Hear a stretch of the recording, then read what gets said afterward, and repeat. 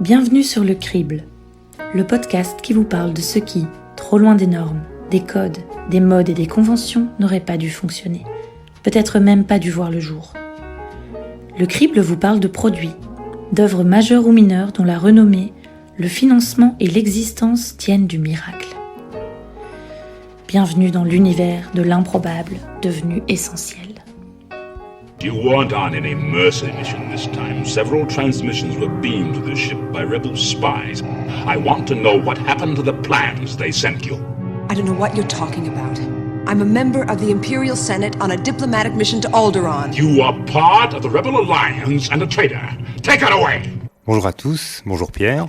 Bonjour. Alors nous sommes ravis de vous accueillir pour le 2e numéro du Crible. Avant de rentrer dans le vif du sujet, nous voulions remercier les gens qui nous ont fait part de leurs encouragements, de leurs remarques par rapport à notre premier numéro. Et je voulais corriger quelque chose par rapport à l'épisode du prisonnier. Merci à Patrick, éminent connaisseur du prisonnier, de m'avoir fait remarquer que le mania de ITV n'était pas Lou Drake, comme je l'ai dit dans le numéro précédent, mais bien Lou Grade. Désolé auprès des exégètes du prisonnier pour ce malheureux lapsus. Alors, j'en arrive à l'épisode du jour. Donc nous allons parler d'un film dont l'existence et surtout le succès tiennent finalement du miracle. Et c'est très inattendu parce que le film dont nous allons vous parler aujourd'hui, c'est Star Wars. Car oui, Star Wars qui passe aujourd'hui pour l'archétype du blockbuster est réellement un succès très inattendu. Nous avons choisi d'en parler car le 20 décembre, ce sera malheureusement peut-être la clôture de la saga originale. Imaginer un monde sans Star Wars, en fait, c'est faire presque un exercice d'Uchronie, tant cette saga fait partie de notre imaginaire collectif depuis plus de 40 ans. Le film est sorti à une époque où la science-fiction ne faisait pas recette. Star Wars ne semblait pas être dans l'air du temps, et c'est le résultat de l'obsession d'un homme, c'est George Lucas. Et tiens Pierre, c'est quoi toi ta première expérience, ta première confrontation avec l'univers de Star Wars ?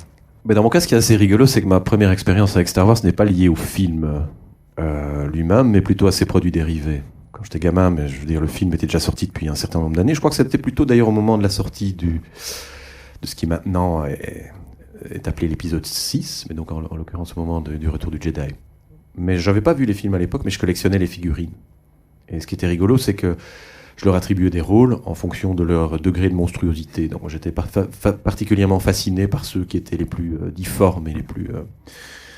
Enfin voilà, les Greedo, les Amiral Akbar, les personnages comme ceux-là. Greedo était ma première figurine également d'ailleurs. Voilà, et puis les gardes gamoréens aussi. Oui. Voilà, je crois que j'en avais une douzaine. Et puis en voyant le film finalement, près de 10 ans plus tard, je crois que je devais avoir près de 20 ans quand j'ai vu les films, donc vraiment un retardataire, donc quand j'ai été déniaisé à Star Wars, ce qui était assez rigolo, c'est de se rendre compte que tous les personnages qui pour moi étaient fondamentaux dans mon monde de jeu, en fait n'avaient absolument aucune importance dans les films de Lucas. C'était vraiment des figurants qui avaient maximum 10 secondes d'antenne. Et le film, alors, tu l'as découvert comment ? Je l'ai vu chez un pote. D'accord. Je ne saurais plus dire. Non, même pas au cinéma. Non, c'était pas au cinéma. Et je l'ai vu chez un pote, et puis rapidement, évidemment, j'ai enchaîné les trois, et voilà. Et puis après, je crois que, comme beaucoup de monde, j'ai dû les revoir au moins 15 fois. Moi, le film, je l'ai vu quand il est sorti au cinéma, en 77, alors je ne sais pas en quel mois. Initialement, le film sort aux États-Unis le 25 mai 1977 et il ne sort, donc le premier jour, il n'est diffusé que dans 32 salles et le premier week-end dans 43 salles. Mais très vite, tout de suite, il bat des records de chiffre d'affaires par écran et donc il est sold out évidemment pour toutes les séances. J'ai entendu une anecdote. Vas-y. Il est possible que ce soit toi qui me l'aies raconté. C'est possible. Si c'est le cas. D'accord. J'ai entendu l'anecdote suivante, c'est que Lucas était tellement peu confiant dans le succès de son film qu'il est parti en vacances sur une plage. Ah non, c'est pas moi qui te l'ai raconté. non, continue. C'était une interview de Lucas d'ailleurs, à propos de la sortie du premier Star Wars. Et donc il y croyait tellement peu qu'il est parti en vacances. Alors apparemment, c'est ce qu'il faisait à chaque fois qu'un de ses films sortait, pour pas être trop exposé à la pression, etc. Il partait sur une plage pour penser à autre chose. Et donc ça a été le cas là aussi. Si ce n'est qu'il a reçu un coup de fil de je ne sais plus qui dans l'équipe de distribution qui lui dit « ça fonctionne vraiment bien ». Alan Ladd Jr. probablement. Peut-être, oui probablement. Et donc les premiers jours, la réaction de Lucas c'était de dire « oui, c'est normal, on va rapidement écrémer l'ensemble des fans de science-fiction et puis après ce sera fini ». Ouais. Puis une semaine après, la même conversation a lieu. Confirmation, ça marche vraiment bien. Et donc là, Lucas lit les chiffres de fréquentation des salles et se rend compte qu'il se passe un truc vraiment spécial. Ouais, effectivement, c'est un peu le film de tous les records. C'est le film qui avait le plus grand chiffre d'affaires par écran de l'histoire du cinéma quand il est sorti. Donc il a même battu Les Dents de la Mer. En septembre, le film était diffusé dans 1098 salles, rien que pour les États-Unis et le Canada. Mais c'est étonnant parce que c'est un film qui est sorti au mois de mai. Et donc voir un film qui a un succès tellement longtemps après sa sortie, c'est quelque chose qui est très inhabituel aujourd'hui. Donc vraiment, le film s'est installé sur la durée. Et il a battu le champion du box-office de l'époque, Les Dents de la Mer, pendant l'été 77. Et en plus, le film est ressorti en 78, une deuxième sortie. Et là, il est sorti dans 1756 salles, où là, on parle vraiment d'une sortie de blockbuster. Et puis, depuis, il y a le succès qu'on connaît. Le film totalise 775 millions de recettes, rien que l'épisode 4, donc A New Hope, alors que son budget initial, d'ailleurs j'étais surpris par l'ampleur de son budget initial, faible ampleur de son budget initial, qui était de 8 millions de dollars. Ce qui est un peu, le budget d'un film indépendant, quoi. 8 millions de dollars. Ouais. Et donc aujourd'hui, Star Wars est dans le livre Guinness des records en tant que franchise cinématographique la plus cotée de tous les temps, avec des revenus cumulés de 65 milliards de dollars. Donc pas simplement en ticket d'entrée, donc 2 tiers de ça c'est du merchandising. Et ça en fait la 5e franchise la plus juteuse de tous les temps. Alors le top 5. Dans le top 5, on a Mickey, on a Winnie l'ourson. Mais bon, et là il y a beaucoup d'épisodes, oui, voilà. C'est sur le très très long terme. Très long terme parce que donc ce sont les années 20. Évidemment, la franchise a construit ce chiffre d'affaires sur beaucoup plus d'années que Star Wars. Ça comprend par exemple le journal de Mickey, ça comprend le merchandising. Exactement, oui, absolument tout. Ouais. Après, avec 80 milliards de dollars, on a Hello Kitty. Et la franchise la plus rentable de tous les temps, née en 1996. C'est un dessin animé ou animation ? Animation, entre autres, jeux vidéo. C'est les Pokémon. C'est les Pokémon, bravo. Ouais. Mais ce qui est intéressant, et on a un petit peu commencé la discussion là-dessus, c'est que Star Wars, au-delà du film, a réussi à s'infiltrer dans la culture populaire, finalement au point d'être cité même par des gens qui ne l'ont jamais vu. Oui. Ou par exemple, le merchandising a été capable d'atteindre de nombreuses personnes qui ne l'ont jamais vu. Et finalement, Star Wars a réussi à s'imposer comme un grand mythe.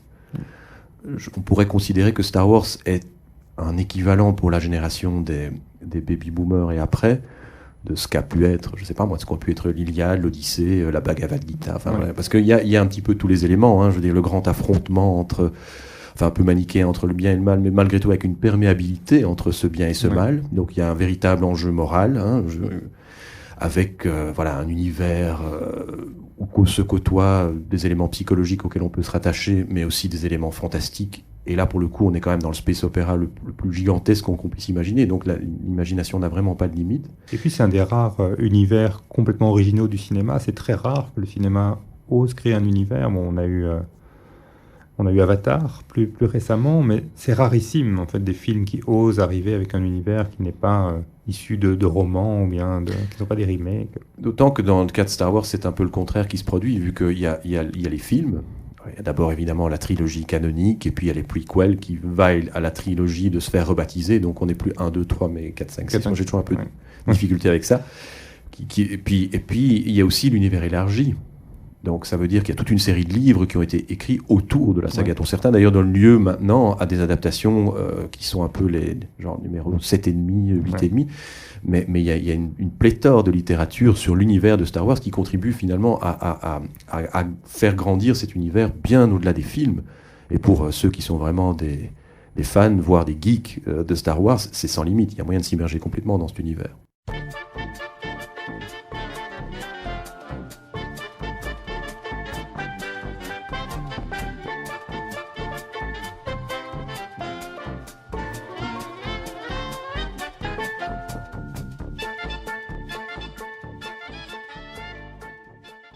Il y a encore une chose que j'aurais voulu dire par rapport à l'aspect culte de ce film. Alors ça, c'est un truc auquel je pense maintenant, mais il faudrait peut-être creuser ça et voir si on peut le généraliser. Mais j'ai l'impression que une caractéristique commune à beaucoup d'œuvres dites cultes, et en particulier au cinéma, c'est le fait qu'elles soient abondamment citées, parfois par des gens qui n'ont pas eu de contact direct avec l'œuvre, et qu'elles soient citées erronément. Ah oui. Voilà. Et donc, je pense par exemple que si on fait un micro-trottoir, un sondage, et qu'on demande aux gens quelle est la réplique la plus culte de Star Wars, probablement que la majorité des gens vont dire la même chose, en l'occurrence Luke, je suis ton père. une réplique qui n'apparaît jamais telle quelle dans le film. Obi-Wan never told you what happened to your father. He told me enough. He told me you killed him. No. I am your father.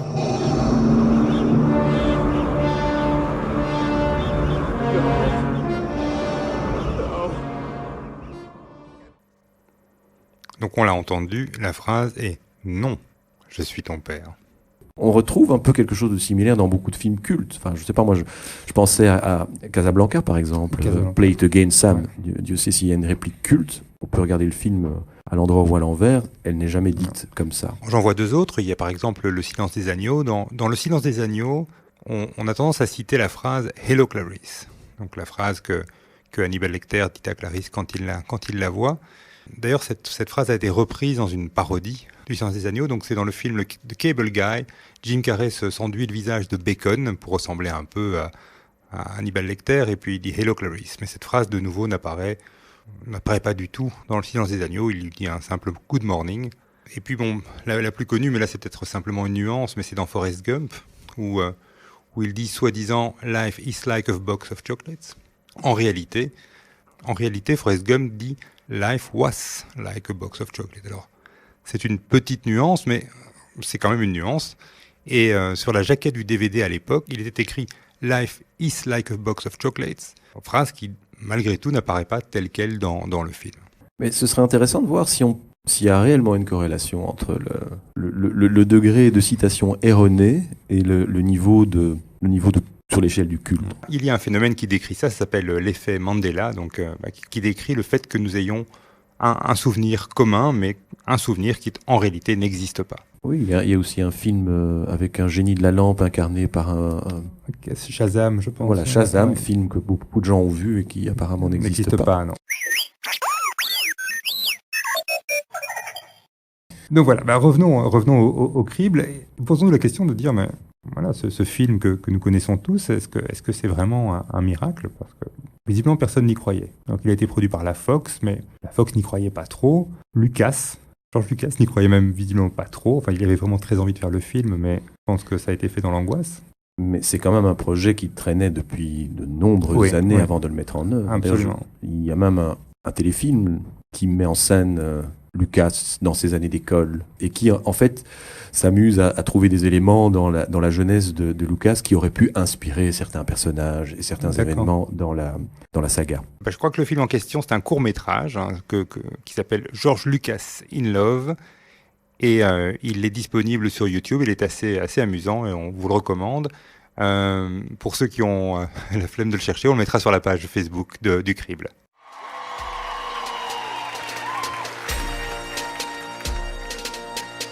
Said a long time ago in a galaxy far, far away, a guy named Vader tried to kidnap a rebel princess Leia. So she employed a droid to record her a quick note. She said, "Help me, Obi-Wan Kenobi. You're my only hope."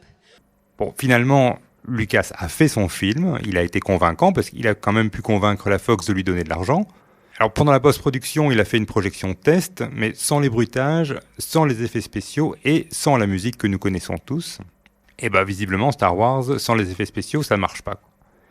Donc le résultat des projections tests ont été très très mauvais, ce qui montre l'importance de tout ça, de la musique, du sound design dans le résultat final de Star Wars. Qui peut-être permettent justement de faire la différence entre le Star Wars originel et puis toutes les tentatives de copies qui ont été faites dans le cinéma B, les Star Crash et compagnie, qui sont pour le coup irregardables au premier degré, quoi. Oui, et les sons de Star Wars sont super, par exemple le son du sabre laser. Alors le sound designer s'appelle Ben Burt et il a notamment donné vie à R2D2, ce qui est un exploit parce que finalement c'est un robot assez rigide, sans visage. Et pourtant, grâce au son, cette petite boîte de conserve prend vie et c'est même plein d'émotions et plein de nuances. Et puis il y a le son des vaisseaux, où chaque vaisseau a à un son particulier, que ce soit les vaisseaux de l'Empire ou les vaisseaux de la Rébellion. Ce qui est aussi amusant, dans la mesure où théoriquement des vaisseaux ne produisent pas de son. Non, dans l'espace. Voilà, donc ça c'est aussi, et c'est pourtant à partir de Star Wars, je pense que cette convention entre des spectateurs de science-fiction et des auteurs de films, selon laquelle des vaisseaux produisent des bruits de vaisseaux, cette convention est établie, quoi.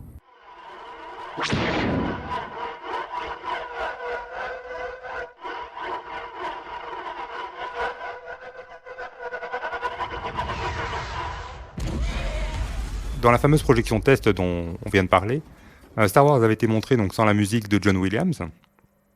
Et moi, je me souviens, quand j'ai vu Star Wars pour la première fois, enfant, dans une salle de cinéma, la musique commence. Et cette musique, elle est quand même très, très, très belle et très prenante. Avec ce lettrage et puis, les premiers mots sont presque... tout le monde les connaît, quoi. Ouais. Il y a bien longtemps, dans une galaxie lointaine, très lointaine. Voilà. La musique de John Williams, elle est mythique, elle est remarquable. Néanmoins, elle est peut-être très inspirée d'un autre compositeur. Alors, je pense pas que ça s'applique nécessairement à toute la partition de John Williams pour la trilogie. Mais c'est sûr que les scènes qui montrent les manœuvres des troupes impériales sont quand même des citations de Gustav Holst. Oui. Particulièrement l'œuvre Les Planètes. Et plus particulièrement la partie Mars. La guerre. Mars, the bringer of war. Alors on va passer un petit extrait de Gustav Holst et je pense que tout le monde va s'imaginer Dark Vador sur cette musique.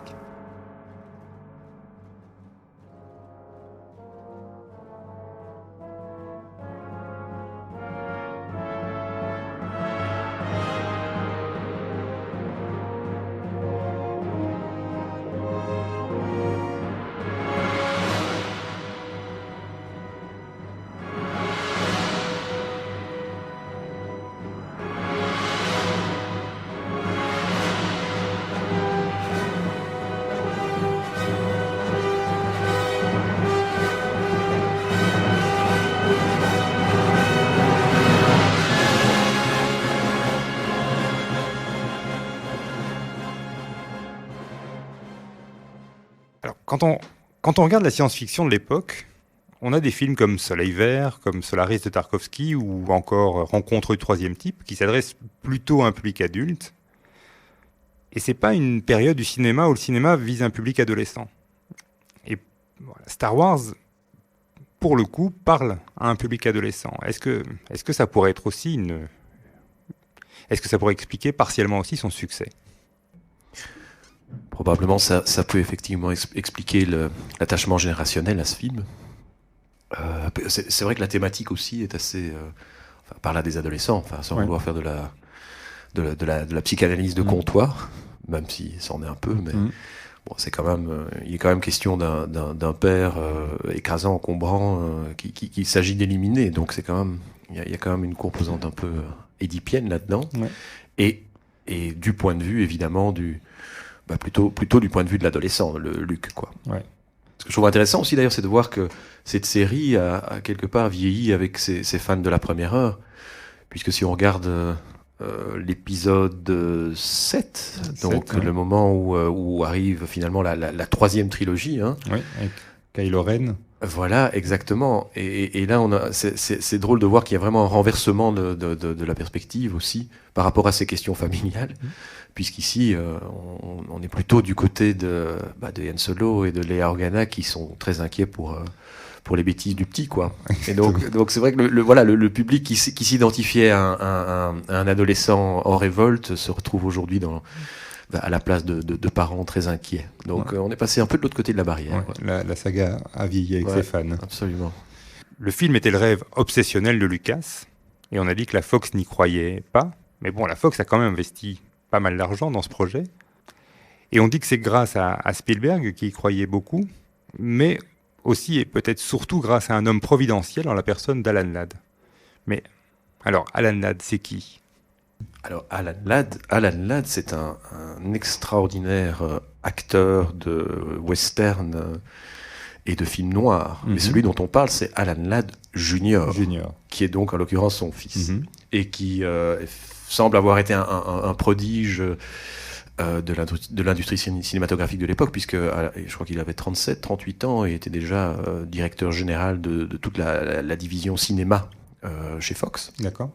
Et donc c'est effectivement lui qui a soutenu à bout de bras ce projet. Alors ce qui est intéressant, c'est qu'il passera encore 1 an ou 2 chez Fox après l'expérience Star Wars, et puis passera dans d'autres grandes majors, je sais peut-être MGM, enfin à vérifier, avant de fonder sa propre boîte de production. Et tout autour de cette carrière de mania de la production, on verra quand même apparaître dans sa filmographie quelques grands monuments du film de science-fiction, puisque voilà, Blade Runner par exemple, ce sera aussi un film qu'il aura soutenu et porté.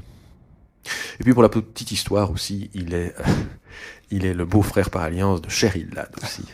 Donc la blonde drôle de dame qui avait succédé à Farrah Fawcett. D'accord. Et donc c'est amusant parce que sans Alan Ladd Jr., probablement que le film Star Wars n'aurait pas existé. Non, effectivement, c'est le personnage, et je pense que ça fait partie des choses qu'on va essayer de retrouver peut-être dans les autres sujets qu'on va aborder. C'est l'intervention providentielle d'une personne qui a du pouvoir dans l'industrie, qu'elle soit musicale, cinématographique, enfin en tout cas l'industrie pertinente pour ce dont on parlera, et qui est un petit peu l'interface en fait entre d'une part le génie artistique, mais qui n'est pas nécessairement ancré dans le réalisme d'une production concrète et pratique, et puis l'industrie elle-même. Et donc un corporate gros bras. Oui, on a donc Alan Ladd Jr. pour Star Wars. On découvrira les autres dans les épisodes il n'est pas impossible que cette figure réapparaisse, effectivement. Bon, évidemment, à part Alan Ladd Jr., il y avait un autre grand sponsor du projet, c'était Steven Spielberg, mais lui qu'on ne présente plus. Alors, on peut peut-être revenir un instant sur Lucas, parce que donc, Lucas, c'était pas son premier film, c'était le 3e film de George Lucas. Donc le premier film de Lucas, c'était déjà un film de science-fiction, THX 1138, qui est plutôt un film d'anticipation, très adulte, un peu un univers orwellien. Un peu dystopien quand même, oui, on est plus dans l'anticipation un peu cauchemardesque. Absolument, et un film avec des acteurs plutôt de premier plan à l'époque, comme Donald Pleasence et Robert Duvall, mais le film a fait un flop intégral, donc pas moins d'1 million de dollars de recettes.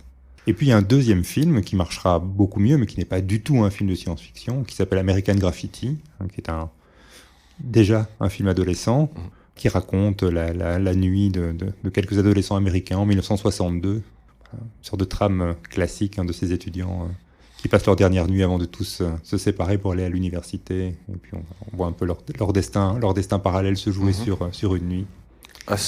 Cinéma assez nostalgique, comme on en trouve pas mal à cette époque-là aussi, avec les Grease et compagnie. Enfin, c'est un peu... On revisite beaucoup cette époque-là, souvent un grand renfort de clichés.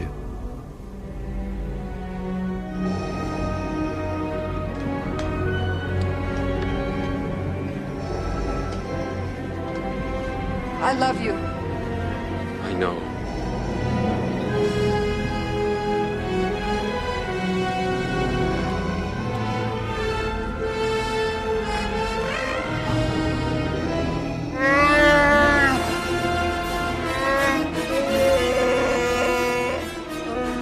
La production de Star Wars commence avant la sortie d'American Graffiti, ça commence en 1974.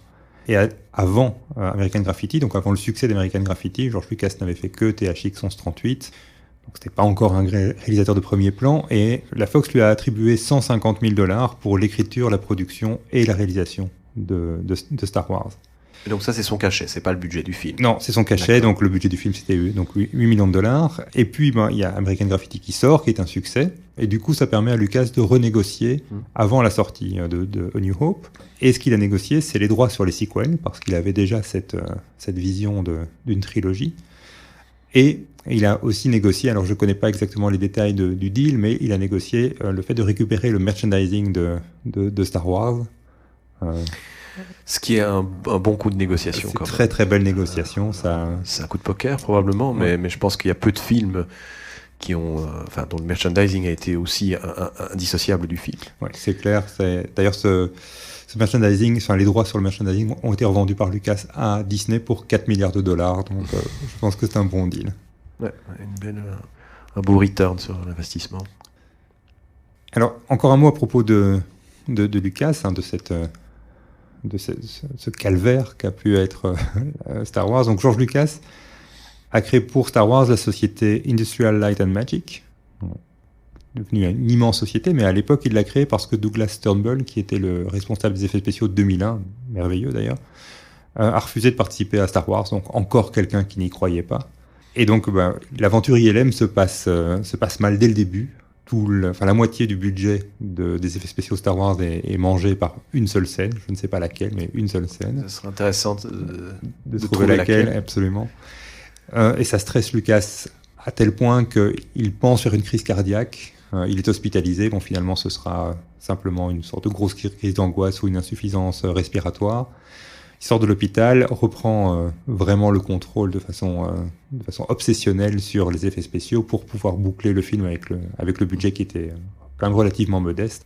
Il a fallu vraiment beaucoup de fois pour faire face à tous ces vents contraires, ces effets spéciaux qui coûtaient trop cher, l'air du temps qui n'était pas favorable à la science-fiction, qui était considérée comme un genre plutôt secondaire, des financiers de la Fox qui voulaient pas trop croire dans ce film. Heureusement, on l'a dit, il y avait Alan Ladd Jr. qui faisait exception.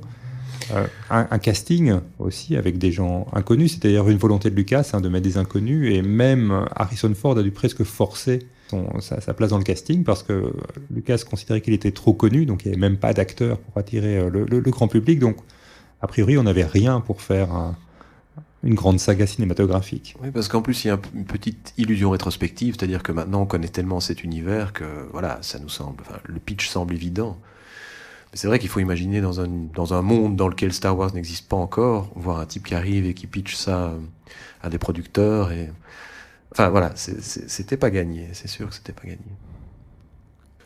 Ben voilà, je crois qu'on a fait le tour, enfin quoique non, on n'a pas fait le tour parce que je pense qu'on ne peut pas faire le tour de l'univers de Star Wars, on peut en faire des heures, mais je pense qu'il est temps de te laisser conclure.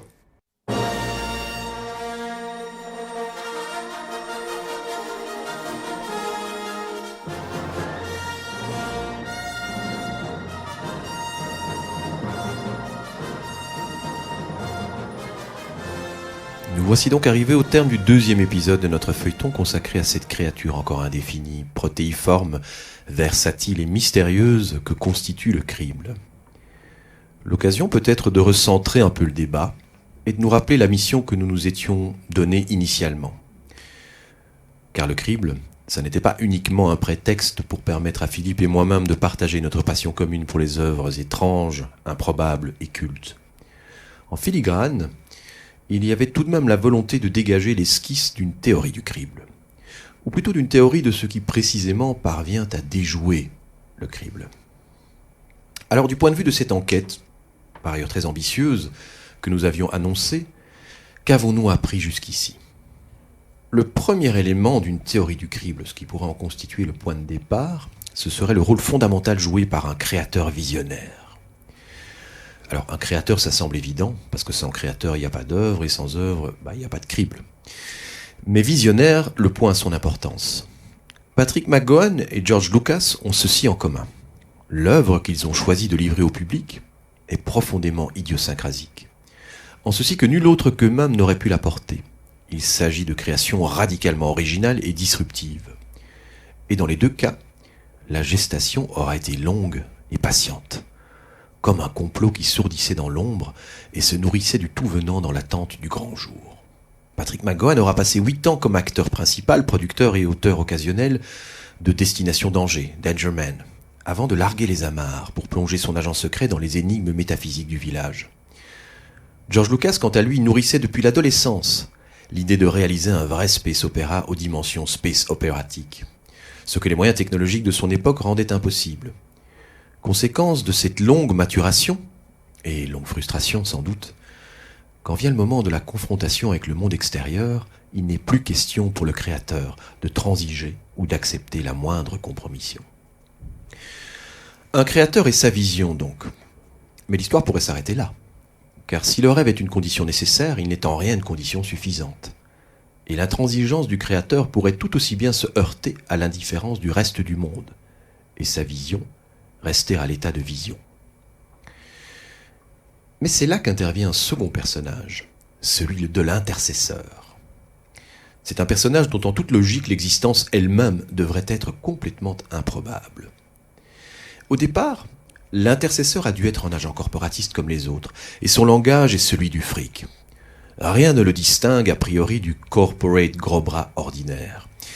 Il est en général confortablement placé dans la hiérarchie et dispose de la confiance quasi illimitée des pourvoyeurs de fonds. Et pourtant, engagé dans on ne sait exactement quel étrange devenir artiste, il entre en résonance avec la vision du créateur et s'en fait le champion. Et à partir de là, c'est lui qui convertit le rêve en business plan et convainc les pontes plus haut placés que lui de débloquer des budgets parfois colossaux. Bref, c'est lui qui s'occupe des petits arrangements avec le principe de réalité. Il est donc cet agent double, ce joueur de poker oscillant entre deux mondes, celui de l'argent, au sein duquel on le perçoit parfois comme un incontournable original aux idées quelque peu excentriques, et celui de l'artiste avec lequel il se met à partager une communauté de destin, car l'échec de l'œuvre serait également sa chute. Sans Alan Ladd Jr., pas de Star Wars. Sans Lou Grade, pas de numéro 6. Ou en tout cas pas dans le monde que nous connaissons. Et grâce leur soit rendue pour cela. Suite au prochain épisode. Prochain épisode qui sera consacré à la saga Netflix. D'ici là, portez-vous bien. Et si vous voulez continuer la conversation, rendez-vous sur notre page Facebook, facebook.com/lecriblepodcast.